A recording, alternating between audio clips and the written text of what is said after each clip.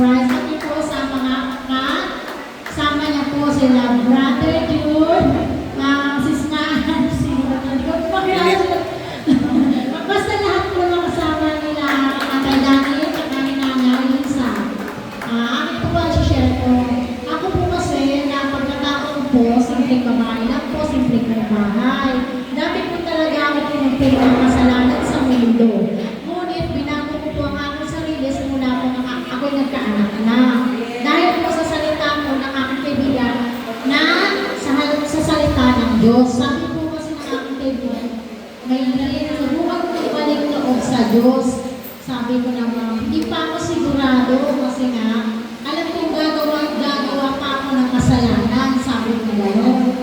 Pero, hindi naman sinasabi ko nagagawa kasalanan, hindi walang dapat yan. Sabi ko gano'n. Pero itong mga anak ko, mga kasi na nanay at sa tatay, siguro, nakikita lang Diyos ang unti ko na binabawas ng kasalanan ko, nagbabago na ako, dahil nga po sa apat na sabling ko na anak, at tingin sa lang kasi mabubuting anak ko ang anak. Naging instrumento ko ang anak para mabago ko ako bilang sa nanay nila.